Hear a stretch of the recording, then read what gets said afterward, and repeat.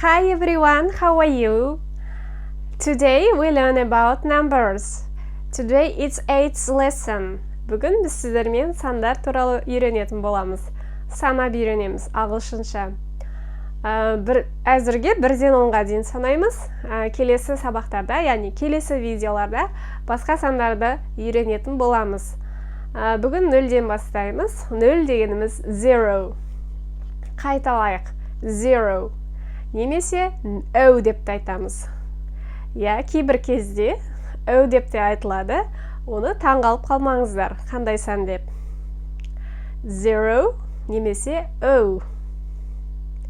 1, 2, 3, 4, 5, 6, 7, 8, 9, 10. Okay, now count from 10 to 1.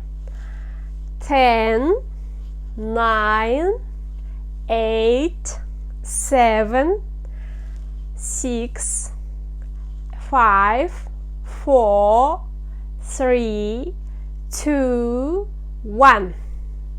Okay, very good. Now repeat after me. Менен кейін қайталап отырыңыздар. Again, 1, 2, 3, 4, 5, 6, 7, 8, 9, 10. Okay, very good. Now, тағы бір қызық мәлімет сандар туралы айта кетейін. Біз ағылшындарда сандарды, мысалы телефон номерін айтқанда, мысалы біз 8, 705 деп айтамыз, ал ағылшындарда олай емес, олар әр санды жеке-жеке айтады.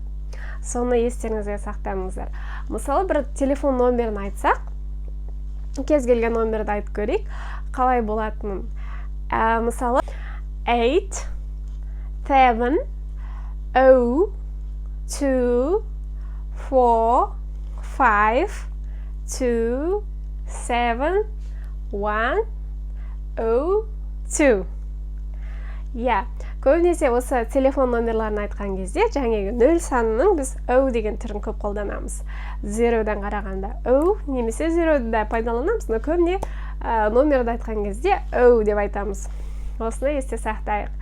Бүгін сіздермен сандарды үйрендік. Сандарды ағылшынша numbers дейді. Біз келесі видеоларды міндетті түрде көріңіздер, ары қарай, оннан ары қарай санауды үйренетін боламыз. Now, бүгінге сабақ аяқталды. Goodbye everyone.